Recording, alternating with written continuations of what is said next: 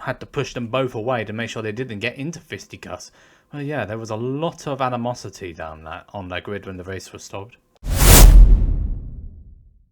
After my weekend away at Kimbolton and studying the track, I was back in action for the first round of Super 1, and if I thought it was going to be just like 2 weeks ago, I would be very much mistaken.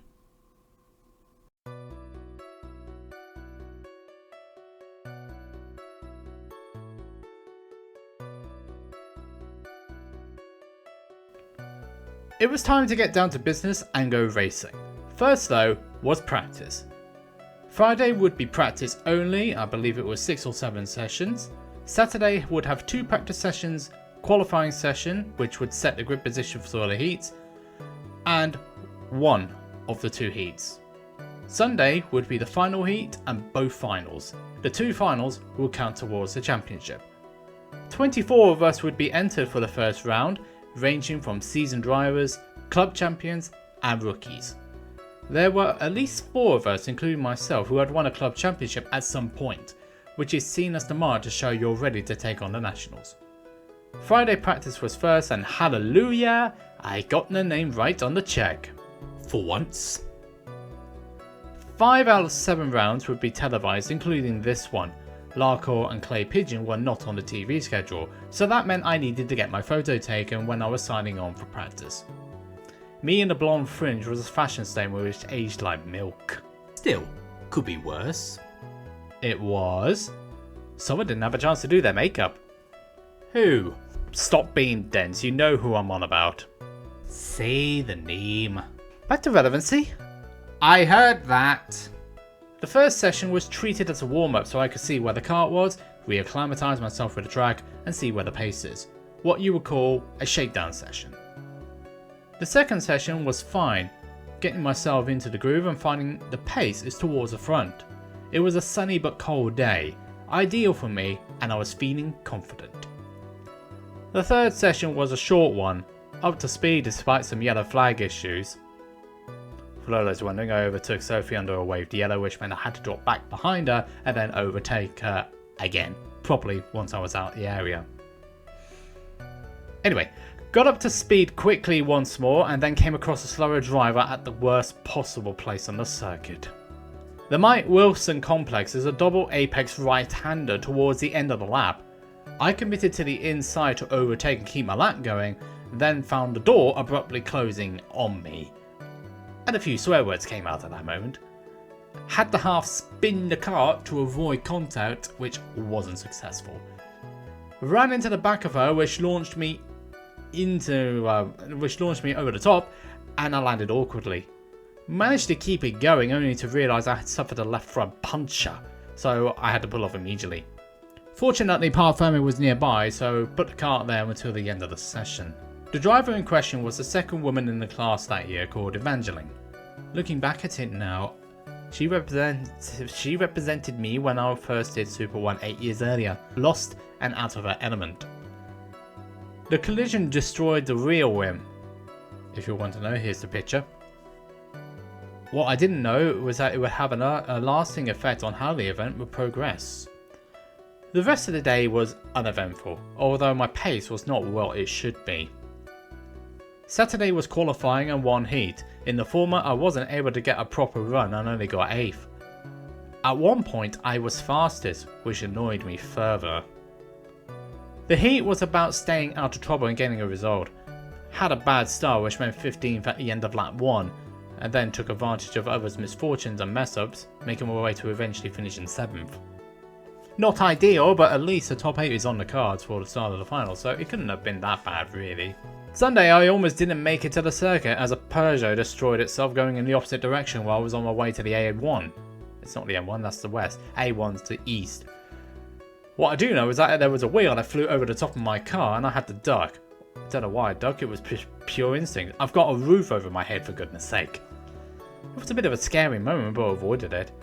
Is this foreshadowing for something else? Because I don't have a clue. Warm-up was respectable and was back on the pace, which should have told us something, but it didn't. The heat was a nightmare. After a good start, the car fell out of balance. You don't go from 7th to 17th like that unless something was wrong with the card. I'd been quick on both previous visits, so something had to be wrong. Ash and myself had a deep discussion about it, which allowed me to think back to what changes were made between the warm-up and the race. Then, light bulb moment. It came together. The wheel rims. Once I presented the idea that the wheel rims were the culprit, the decision was taken to swap the out of balance rims to the ones I used in warm-up. As it turned out, there was a handling imbalance as a consequence of what happened on Friday. And swapping the wheel rims out solved the issue. There was actually a change of steering column as well, which sort of helped but didn't change the pace where I was in the morning. But the main issue had been resolved. 7th and 17th gave me 13th for final one. And to say the first start of that final was chaos is putting it right.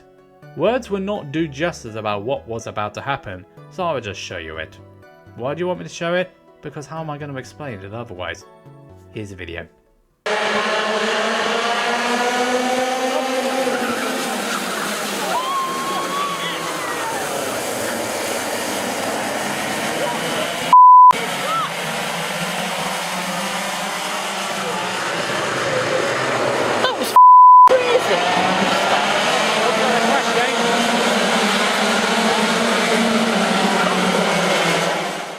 Chaos. I was just behind Will Van Ness heading to turn 2 but held back and survived. As you saw, 9 karts went off with 3 of them in the barrier. The race was stopped because of this and the barrier damage.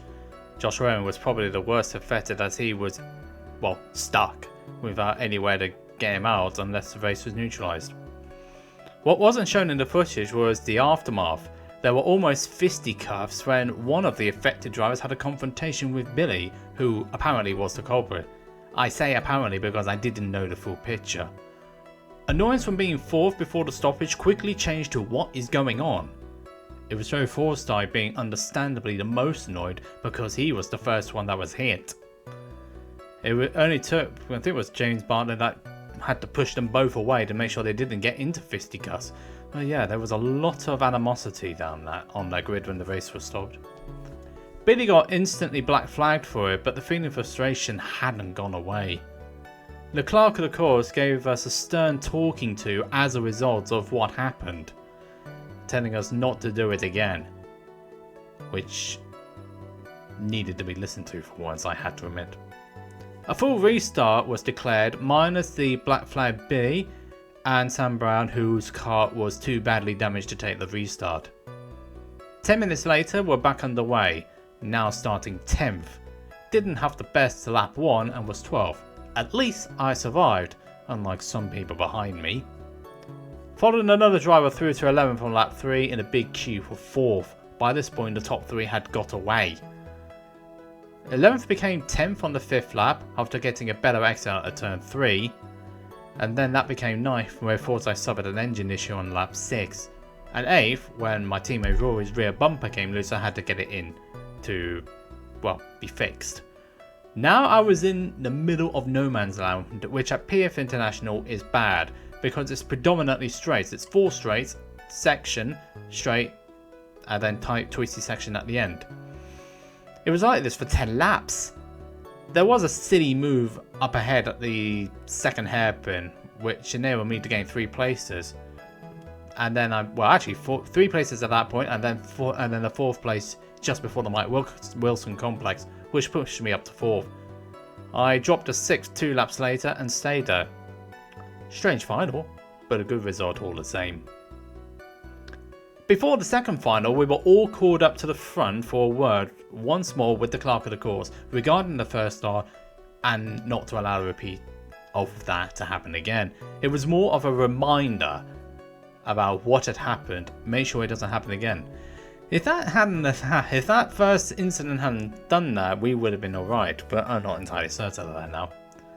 Now you can understand why we were all gathered around him like we were in a school meeting getting a good telling off from the teacher. Yeah, we've had that happen a few times. 24 senior drivers, 1 clerk of the course. Yeah, we had to listen to it this time. I felt like I was at school again. Survived the first lap, just when I think it was Charlie Bruce White went into a spin right in front of me, which meant I had to brake and check up again. And yeah, it cost me a bit of time. Fortunately, I just lost the one place, so I ended up in the first lap in 7th. My racecraft did let me down during the race in that competitive pack, and I fell to 8th until Billy decided it was a good idea to, well, overtake me in the second quarter when I was already there. He lived up to his namesake and spun me at turn 3, much to my chagrilling. I fell to the back, but I did get going again. But by that point, a chance of a good result was gone. So I ended up 22nd on the road. Billy got a 1-lap penalty. And I think Ash Crossley pulled in on the final lap, so I ended up in 20th.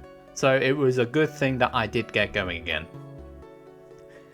I was still annoyed when I arrived in Parc Ferme, but after that I don't actually remember. Yeah, it wasn't a fun visit to the clerk of the course office afterwards. Because it was me and Billy who was actually only going to do that first round. In the clerk's office, figuring out what on earth happened. I just told my side of the story. I'd overtaken Ash Crossley the corner before coming in the hairpin. The next thing I know is that I got a great big whack up the rear and it sent me spinning to the back. Realistically, I was only going to be finishing about 7th or 8th place at that point, 10th at worst, because Luke Graver and Rory Pringle, my two other teammates, were making their way back through the field. And yeah, that was it really. I also understand that Simon Verger got excluded for the second final because I believe he was underweight, but I don't remember anything else beyond that. As I said, I had 6th in the first final, great, 20th in the second final because of Billy living up to his Billy's sake. He got points on his license, and like I mentioned, he got penalised a lap for it. Didn't do much for me though, in the grand scheme of it. So after the end of the opening round, I was 11th in the championship, with a top 5 going begging, which would have repercussions later on down the line. But that's not relevant for this episode. There was still more to go, 1 round down and 6 more to go.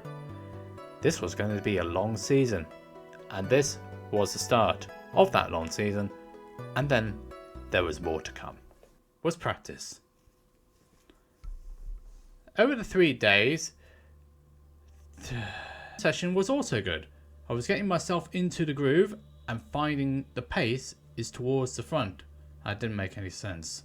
As you saw, 9 karts went off with 3 of them in the barrier. Actually, it was 2 of them. As you saw, 9 karts went off with 2 of them in the barriers. The race was stopped because of this and the aforementioned damage in the back. First off, I've got to do a club event. And then Glanny Gores in June, which is where I need to learn the other track. Sorry, I think I've got that completely. So the long season had begun. Next up was shakedowns at 2 new tracks before the second round in May: Shennington in Oxfordshire and Glanny Gores in North Wales. But I won't be saying any more, otherwise I'll be spoiling the next chapter.